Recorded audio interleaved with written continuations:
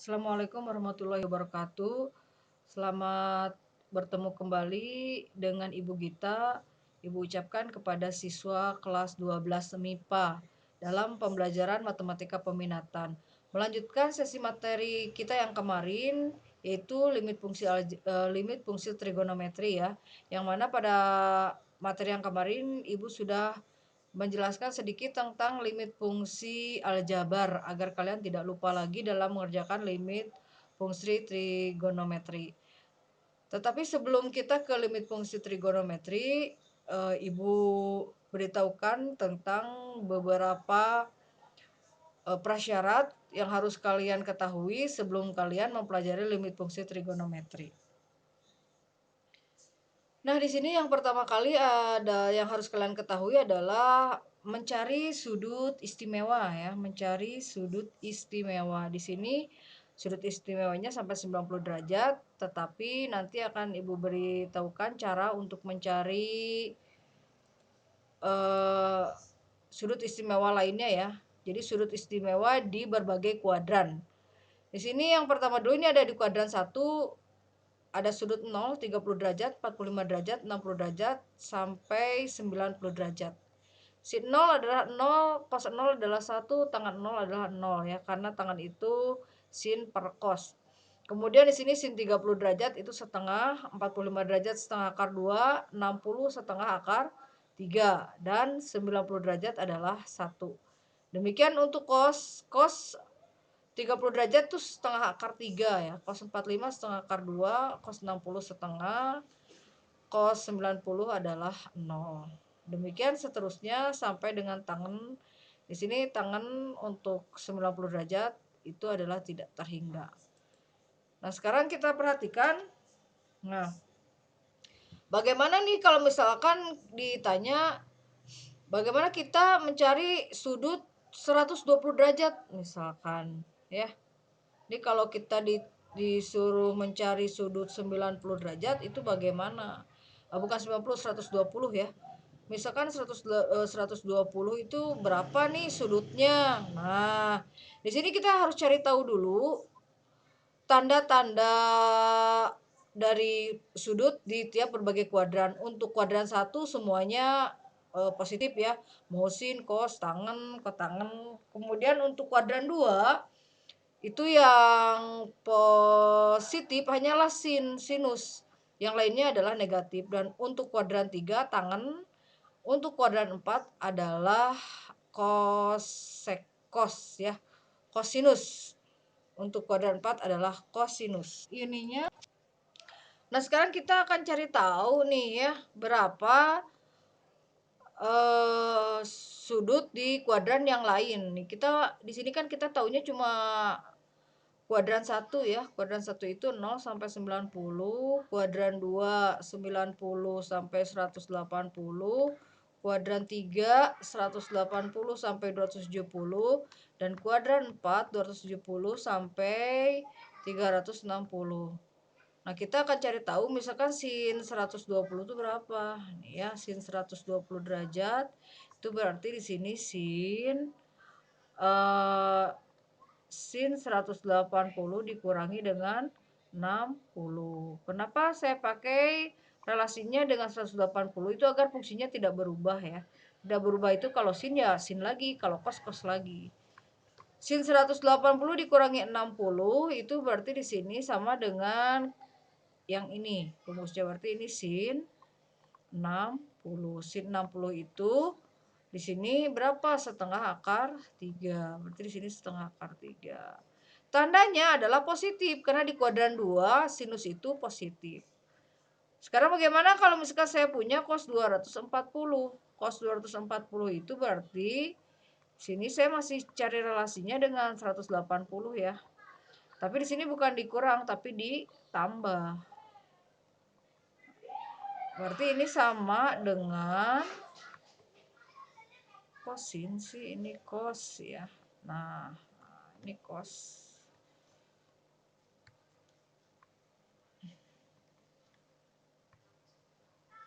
Ini cos.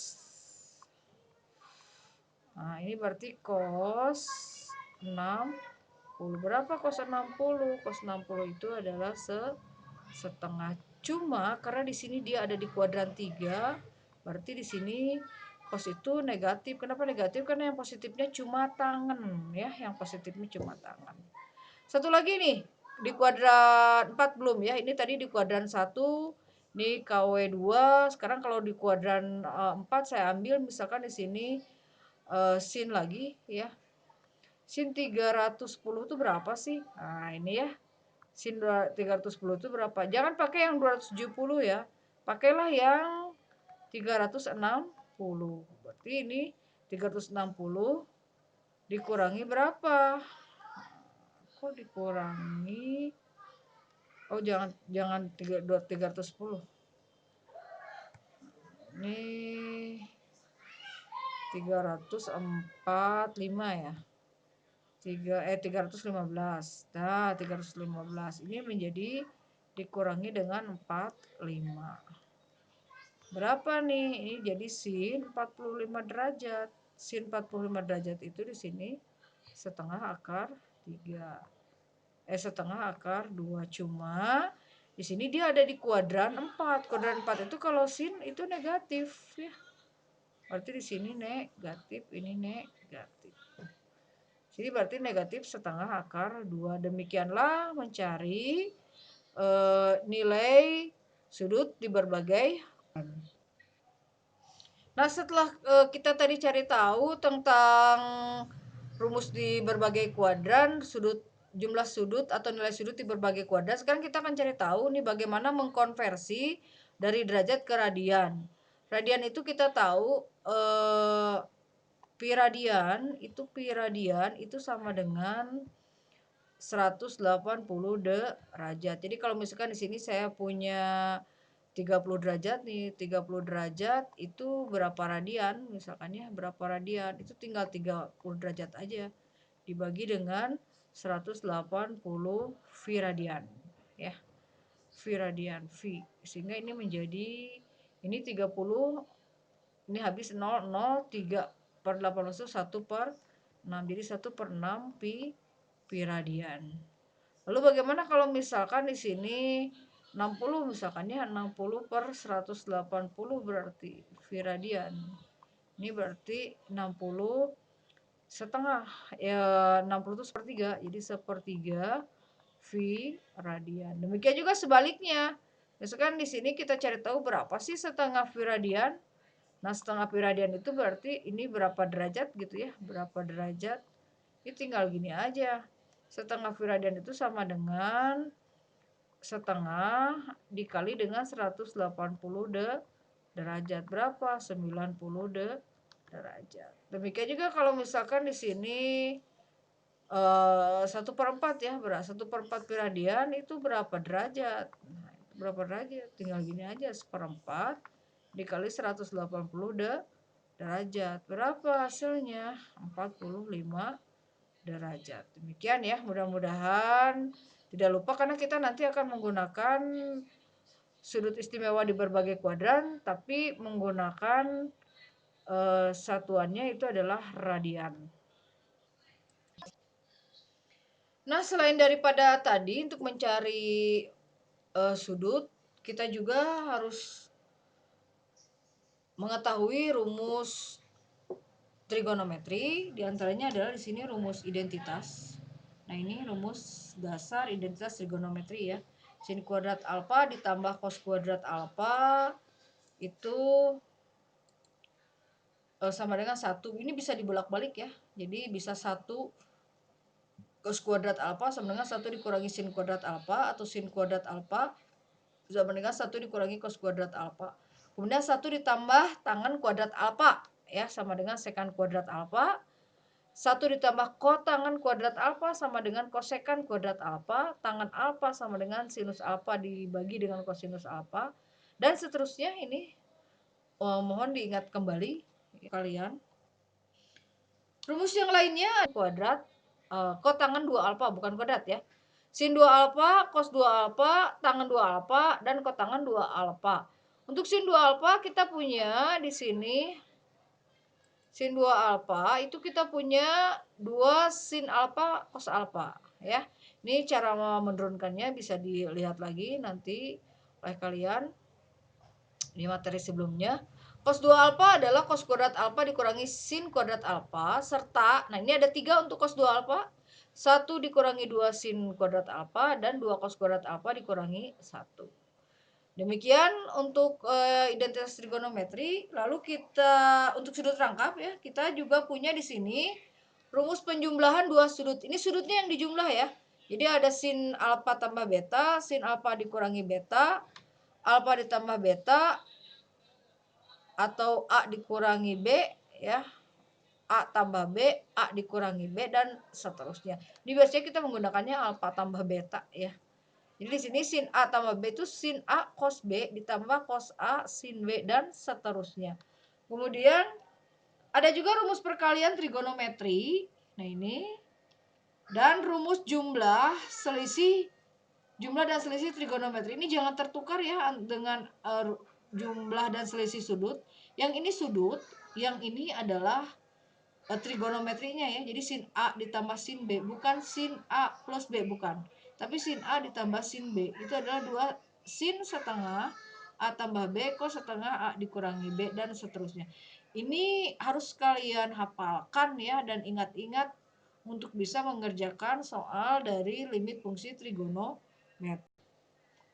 Nah, sekarang kita lihat definisinya. Katanya apa sih limit fungsi trigonometri itu? Nah, jika limit fx dengan x mendekati a di sini, nah dan fx-nya merupakan fungsi trigonometri, maka limit inilah yang dikatakan dengan limit fungsi trigonometri. Jadi jika limit fx-nya trigonometri, ya, maka limit fx dengan fx-nya trigonometri dengan x mendekati a maka disebut dengan fungsi trigonometri. A-nya juga di sini biasanya sudut ya, ininya sudut baik dalam derajat maupun dalam radian. Nah sekarang kita akan mengerjakan beberapa contoh nih ya, beberapa contoh. Nah ini untuk yang pertama, contoh pertama limit sin X itu sama dengan berapa kalau X-nya pi per 2. Nah ini kita bisa langsung substitusi. Jadi yang pertama saya akan mengajarkan cara langsung substitusi ya. Jadi ini kalau limit sin X berarti di sini limit sin X disubstitusi langsung. Berarti di sini sin X-nya berapa? X-nya mendekati pi per 2. Nah tadi kan sudah tahu berapa nih pi per 2 itu nih. Pi itu kan 180. Pi itu sama dengan 180. Jadi kalau pi per 2 itu sama dengan 180 dibagi 2. Berarti berapa? 90 derajat. Berapa sin 90 derajat? Ya. Sin 90 derajat itu kalau misalkan kalian masih ingat dengan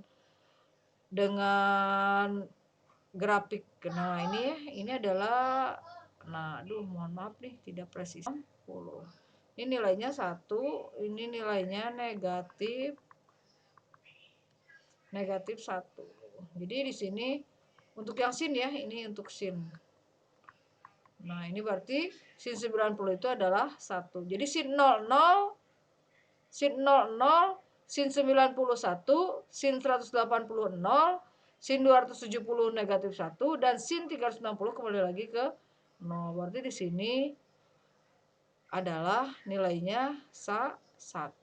Sin pi per 2 adalah 1. Selesai sampai di sini. Nah, di sini kita akan cari tahu nih untuk contoh yang kedua, kalau limit cos kuadrat X dikurangi sin kuadrat X dengan X yang mendekati 0 itu berapa? Di sini saya ubah dulu bentuknya menjadi limit cos kuadrat X itu jadi cos X kuadrat dikurangi dengan sin X kuadrat dengan X-nya mendekati 0. Nah, ini sama dengan kita substitusi langsung, berarti di sini cos 0 kuadrat dikurangi dengan sin 0 kuadrat. Cos 0 kuadrat, nah ini kita cari tahu dulu nih. Kalau tadi Ibu sudah beritahukan cara mencari sudut 0, sudut 0 di sini sudut 0 ini 1, kemudian ini negatif 1, ini 90, ini 180 ya. Ini 270 dan yang ini adalah 360. Jadi cos 0 adalah 0, cos 90 adalah cos 0 adalah 1, cos 90 adalah 0, cos 180 adalah negatif 1, cos 270 adalah 0, cos 360 adalah 1 di sini ya. Di cos 0 berapa? Cos 0 itu adalah 1 kuadrat. Tadi sin 0 adalah 0. Nah, ini nilainya sama dengan 1 di sini ya. Ini untuk contoh nomor 2. Nah, baiklah sekarang kita akan mencoba ke rumus yang ketiga ya. Sini saya punya limit sin x per sin 2x dengan x mendekati 0. Ini kalau misalkan kita gunakan substitusi langsung, ini menjadi sin 0 per sin 2 dikali 0 ya. Sin 0 tuh ya tadi berapa? Sin 0 itu 0. 2 kali 0 itu kan 0. Sin 0 juga di sini 0. Ini dikatakan bahwa ini adalah bentuk tak tentu. Ini bentuk tak tentu. Kalau bentuk tak tentu berarti kita harus cari tahu dulu atau kita sederhanakan. Mana yang bisa disederhanakan? Sin 2x yang kita sederhanakan, ya. Jadi harus disederhanakan dulu, harus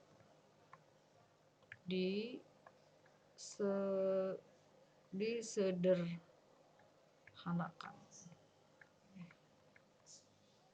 Disederhanakan. Jadi sin 2x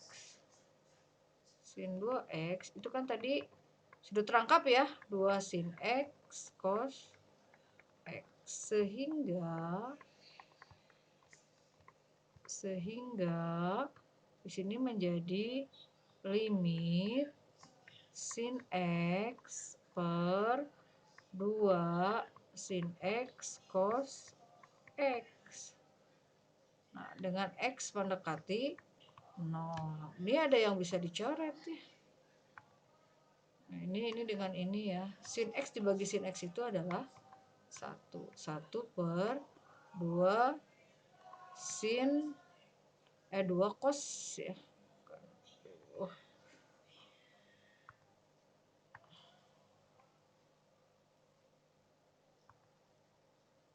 2 cos x menjadi 1 per 2 cos x-nya berapa? X-nya adalah 0. Cos 0 itu berapa? Cos 0 itu adalah 1. Isinya di sini ini isinya adalah setengah ya. Demikian. Nah, sekarang kita lihat contoh yang keempat, masih seperti tadi. Saya akan kerjakan lagi ya. Ini limit 1 min cos 2x menjadi sama dengan, ini kalau saya substitusi langsung menjadi cos 2 dikali 0 ya, per sin 0. Cos 2 dikali 0 itu kan cos 0 ya. Cos 0 itu 1. 1 dikurangi 1. Sin 0 juga 0. Sehingga ini menjadi 0 per 0. Ini juga sama. Ini adalah bentuk tak tentu. Bentuk tak tentu. Berarti kita harus penyederhanakan lagi ya. Mana yang disederhanakan? Pastinya cos 2x. Kita punya di sini cos 2x itu ya, cos 2x itu misalkan saya ubah menjadi tadi 1 min 2 sin kuadrat x ya. 1 min 2 sin kuadrat x. Ini kan salah satu bentuknya ya. Lalu di sini saya punya limit 1 min dalam kurung 1 dikurangi 2 sin kuadrat X dibagi dengan sin X. X-nya mendekati 0. Ini 1 kita keluarkan dari kurungnya ya. Kita keluarkan masih dalam bentuk limit. 1 dikurangi 1 ditambah kan itu ya 2 sin kuadrat X per sin X. Ini habis ya. Ini habis nih. Ini habis 0 berarti ya. Berarti di sini sisanya tinggal ini X mendekati 0. Limit dari ini bisa diurai 2 sin X dikali sin X per sin X. X mendekati 0. Ini juga ada yang bisa saya coret ya. Nih sisanya tinggal 2 sin X. Jadi limit 2 sin X. X-nya mendekati 0. Sin X-nya berapa kan? 2 sin 0. Berarti 2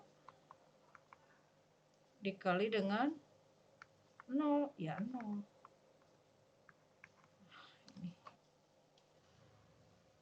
Nah kita ke soal yang terakhir. Ini saya punya contoh yang kelima. Sin kuadrat 2X dikurangi cos kuadrat 2X dibagi sin 2X dikurangi cos 2X. Berapa katanya? Kita coba aja dulu dengan substitusi langsung ya. Ini menjadi sin 2 dikali dengan pi per 8 dikurangi dengan cos kuadrat 2 dikali dengan pi per 8 dibagi dengan sin pi per 8 dikurangi 2 ya. Dikurangi dengan cos 2 pi per 8. Ini sin kuadrat ini 2. Nah, ini jadi 4 ya. Ini semuanya jadi 4, 4, 4. Jadi di sini sin pi per 4 kuadrat dikurangi dengan cos pi per 4 juga yang dikuadratkan dibagi dengan sin pi per 4 dikurangi dengan cos pi per 4. Ini udah jelas ya. Sin pi per 4 itu berapa sih? Sin pi per 4 itu berapa derajat? Ini adalah 180 dibagi 4 alias 45 derajat. Ini berarti setengah akar 2 kuadrat dikurangi setengah akar 2 kuadrat dibagi dengan setengah akar 2 dikurangi dengan setengah akar 2. Ini jelas hasilnya 0 per 0. 0 per 0 itu adalah bentuk tak tentu. Bentuk tak tentu.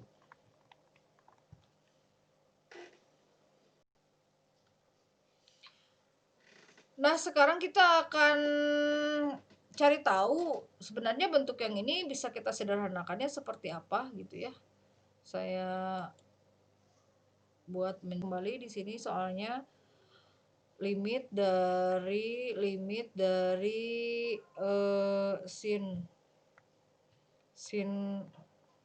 sin kuadrat 2x dikurangi dengan cos kuadrat 2x dibagi dengan sin 2x per cos 2x. X-nya di sini mendekati pi per 8 ya. Nah, yang ini kita ada bentuk seperti ini ya. Tadi kalau misalkan A kuadrat dikurangi B kuadrat ini menjadi A dikurangi B dikali dengan A ditambah dengan B. Ini juga bisa kita uraikan menjadi sin 2x dikurangi cos 2x ini ya dikali dengan sin 2x ditambah dengan cos 2x. Ini masih limit ya. Per sin 2x dikurangi dengan cos 2x. X. Nah, ini ya, ini bisa habis, sisanya di sini sama dengan ini masih limit ya. Masih limit. Nih, ini yang sini saya tulis lagi di sini. Ini limit X-nya mendekati pi per 8. Ya.